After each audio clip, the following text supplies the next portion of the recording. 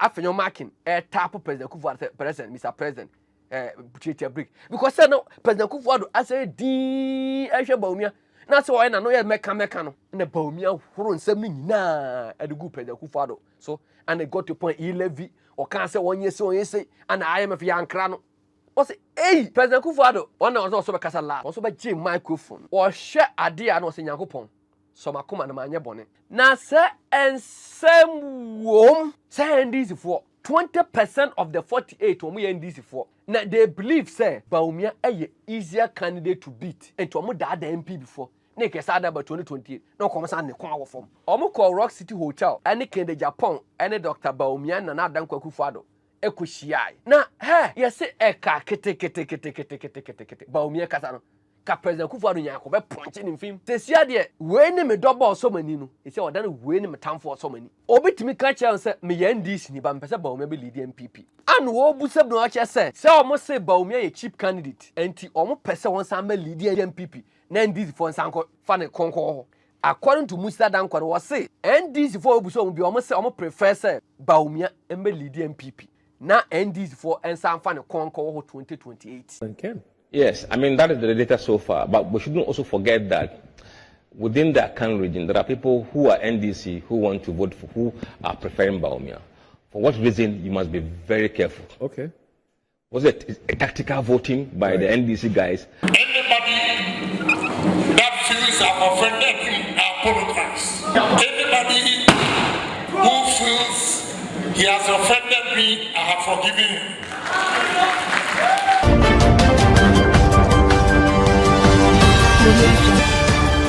Abusia for my kwaba I say a solid TV and then come bre wo fie ntima ba no on say me nsam ni say no me bie say ya na nsam na le ba kan nsam hu aka memba ba na nsam me bre ho so on subscribe to the channel we na notification button na share link no yes share no is caring na this solid TV nkomo che wonua so tell a friend about solid TV ye production na the free Ghana Ken studio ye wi a ye editors ka video no see ania na da fa internet so na dia ma me so me din de shaibula sisi na enkomo bebre e wo fie enkomo a e wo fie ne se anano na info analytics e de report by almost say 48% of Ghanaian voters almost say kom de omenya enka MPP ensanfa Bawumia ensambra na se ensem wom say NDC for 20% of the 48 omo NDC for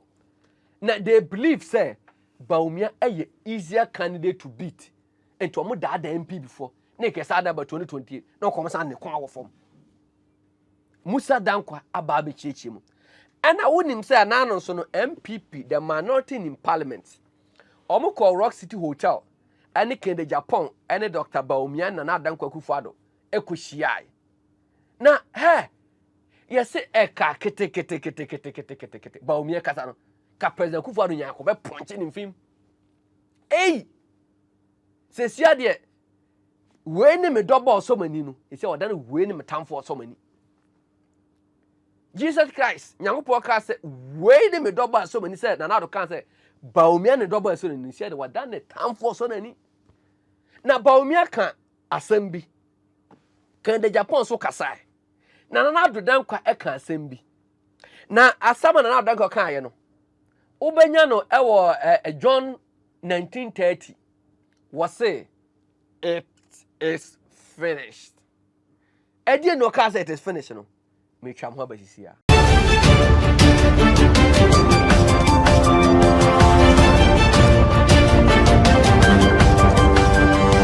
Tafema kwaba bidin ede shaibula sisi na ene enkomo ofie anana na info analytics for ede survey eba abontene na me ba be ko survey ni so but me pese yedi kan Bawura Rock City Hotel omo kodu ho no na omo hwe de ko fa enkuguo ni baaye empanifo nya be kasa ba Kende Japan Nyankopon ato nsa friends we ebrem so omaji MPP amanyoku no na afen so no won sanje Ghana fankudu bo sha sa Kende Japan ka no so ade asibia no wono woka ho obi aka ho ento ye pa ho achew Kende Japan utie info analysis for survey na de buy na was it can the Japan a contribution to say MP because opposition no just 9%. But honorable Ken the 9% no. Waba pa ho Dr. Bawumia empto pacho. Napo empto pacho. President Akuffo Addo empacho. But person me ko yenkwe Ken the Japan be no pacho no. Anybody that feels I've offended him, I apologize. Anybody who feels he has offended me, I have forgiven him. Now, Honorable Ken Kasano. Before Honorable Ken Quebec, Dr. Bawumia started all Kasano. Now, some more can say an election illusion there. It has nothing to do with Nkramosem. It has nothing to do with and after so a same with them, a party na any attractive and an Akuffo Addo appointment and can say, oh, danny na a dear good president Akuffo Addo. Now, I quite say a more doman na question it, Chenny. And I said, yeah, when you're fan, whatever swatching, and I couldn't be sorry or think Yamna swatching. Not Dr. Bawumia, Obian country, I don't know, sorry, I will cast it, and a young Kramusem, and I yet a Srimusem. Wouldn't say, and one at the party co police, one a wunkaja, it's in phone and to Abamo. Now, or can't say some and all putting the blame on President Akuffo Addo. President Akuffo Addo. After the President Akuffo Addo, no born na papa. Just a konya ya kubo shima for no side of Abakasa. The President Akuffo Addo said, and Nipa na me ko find from nowhere. No, he wasn't nobody. Maybe making somebody no. The oil machine. And after your marking, tap President Akuffo Addo, President, Mr. President, brick. Because no President Akuffo Addo, I say Bawumia. That's why I know you mekano. And the Bawumia who something na at the good President Akuffo Addo. So and they got to point 11 or can't say 1 year so you say and I am a young crano. Or say, hey, President Akuffo Addo, one was also because last. Also by Jim microphone. Or share idea no say Nyankopon. So makoma na manya bone. Because also the other year Bawumia po de Bawumia. And the neka kray say Bawumia kofo si dinatem. And some year can't find no. Na a man for say Bawumia na share but no so onyinni. But idea obehu na say no. Actually say the ekoso ni nyina Bawumia na atese nkrangu abon so mundi ono atem. Na sebi mpeduasa. Na wo say Bawumia aye ne doba oso nani. But idea sinne no say Bawumia ne tamfo oso nani. Abuta for the kosi no. Now, okay, this quotation in the Bible. John 19:30. Now, I say, so when Jesus had received the sour wine, he said, it is finished. President Akuffo Addo baje microphone said, "Dear Bawumia, can you now kasa wo kasa and who ya amane beba." A one was say, one country, na the other can say, senior say, and MPP, a young cramo for party, a young for party, and MPP a Sunday for party no. A chum. Na ena us in the atosono. Tie President Akuffo Addo quotation. Was it after presenting Dr. Bawumia in 2024, we've ended the narrative that the MPP is an Akan party going forward. No one can accuse us. It is finished. Yeah, really. Sir, and the MPP, I can for party, and the MP, mo for same form, no could make, and I'm for moment to chocolate. Was in Nadia, Yama, Semuni, Ababetna, Stianim, Ediaco, 2 minutes. This year, Obia and some protect Obia. I all out, Obianco. President Akuffo Addo said 3 words. Was it? It is finished.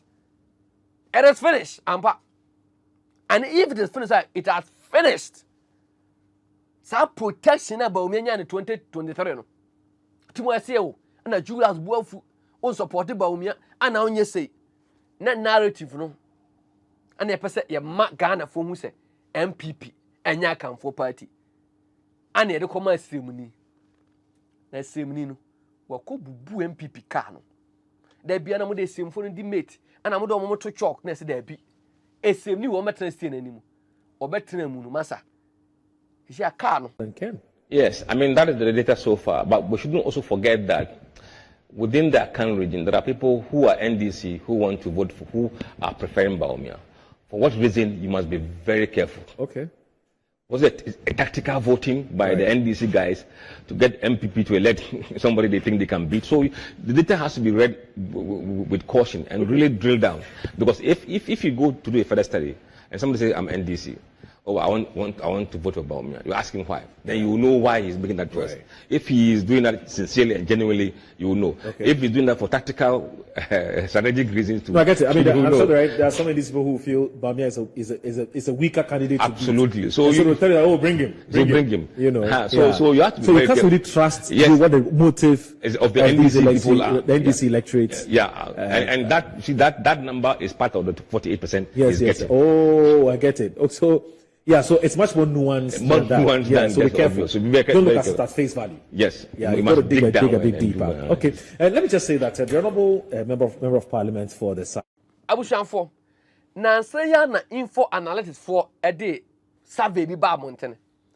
And almost say about 48% of Ghanaians still prefer Dr. Bawumia to lead MPP. Tio, was it 48% of Ghanaians still prefer Bawumia to lead the MPP? And Mammy Baby church him. Now, Musa Dan Kwan no walk as I watch him say, why, yes, survey no. Obit me catch and say, me end this ni Bampesa Bawumia be lead the MPP. And wo Busab no watch say almost say Bawumia a cheap candidate. And ti almost person one sambe lead the NDC, na MDC, MB lead the MPP, na NDC for Sanko Fanny Conco. According to Musa Dan Kwan was say, NDC for Obuso be almost prefer say Bawumia embe lead MPP. Na NDC for ensan fa ne konko 2028.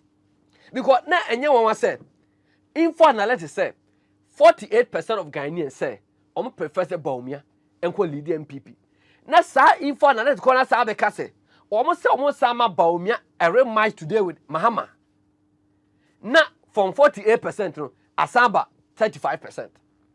Natural people who says that they prefer Bawumia to lead the MPP no genuinely no and yet be omo do Bawumia but mo free say or a weaker candidate for the MPP and to omo da na say Akuffo Addo akwase mama be kan say oh ana enim say MPP omo mfa Bawumia ma ampa na de koma no ana ne konkɔ wo fam no na abusuafo yi ade a akoso MPP ni a it's good say about at this time akwai se woni team bi ekwa akobobo na team ni eba ba chew se ma keeper we emeda upo no mu ema wo opponent ana eba ba chew player fa ne bo 5 player ne bo 2 keeper ne bo 2 go po no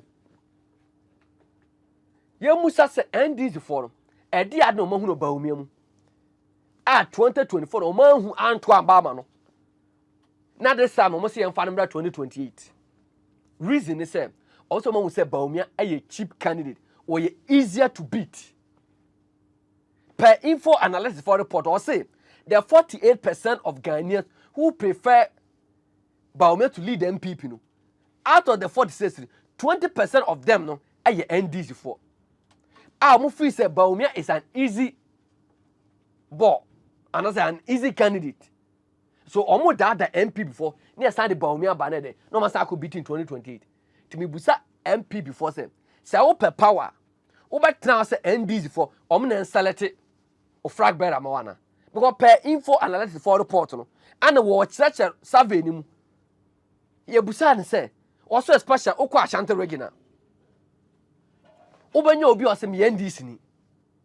But kamenya Bawumia na lead MPP 2028. No busa say ada o leader about 2 about so o da bi o fa na mra enti a kire se o mo fi se Bawumia ne de se ne ba Ashanti regional de o meto aba de atia no right o meto aba atia Bawumia ba Bawumia na eye nipa MP before the coalition wo ye easy chop cool chop e de ma NDC and this is what the info analysis for na church mu e de a che and to ye MPP ni a fasa info analysis and this time no info analysis for no woman na omo ye surveyor omoya research and Yankopon atro mo san from aweye mremu so meboa political parties e Ghana global info analytics for no one Yankopon Musa Danko Yankopon ato ne sade afero a researcher aweye mremu so meja research and former political parties in Ghana and no doubt about it.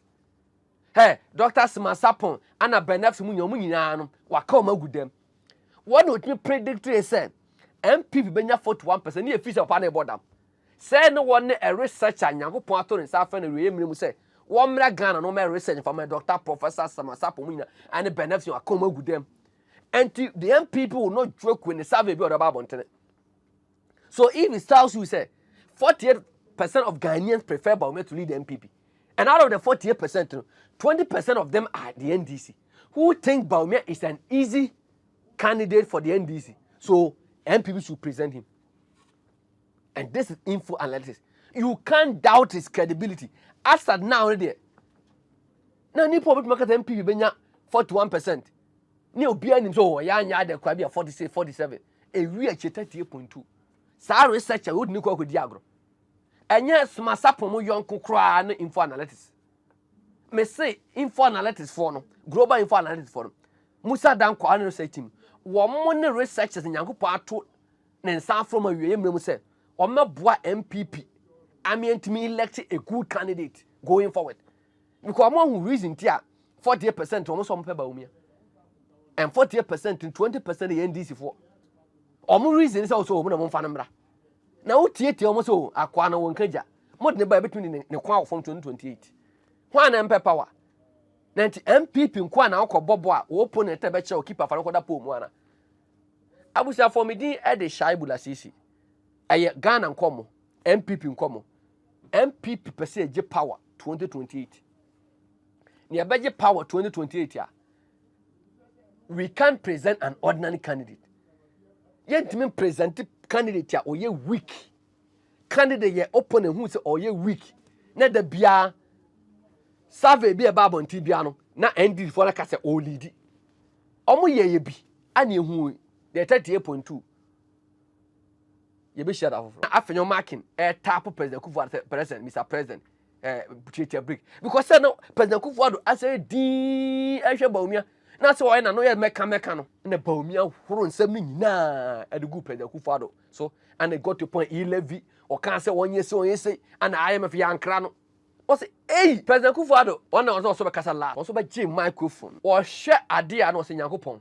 So my command my bonnet. Now, sir, and some womb, say, and this for 20% of the 48 when we end this for. Now, they believe, say, Bawumia a easier candidate to beat, and to a more dad MP before. Nick is about 2028. No comments on the corner form. Almost call Rock City Hotel, and Nick in the Japan, and Dr. Bawumia and Adam Akuffo Addo. Ekushiyai na he yesi eka kete Bawumia kasano ka President Akuffo Addo nyanko be ponche ni mfim tesia de we ni me double so mani no e se odan we ni me tamfo so mani obetimi ka che say me yan dis ni ba mpese Bawumia be lead MPP an wo bu se no che say omo say Bawumia ye cheap candidate enti omo pese won san ma lead MPP na ndis for nsanko fa ne konko according to Musa Danko was say ndis for obu so omo bi omo say omo prefer say Bawumia embe lead MPP now NDs for and some fun conquer 2028. Yes, I mean that is the data so far, but we shouldn't also forget that within the Akan region there are people who are NDC who want to vote for who are preferring Bawumia. For what reason you must be very careful. Okay. Was it a tactical voting by the NDC guys? Anybody that feels I'm offended, apologize. Anybody who feels he has offended me, I have forgiven him.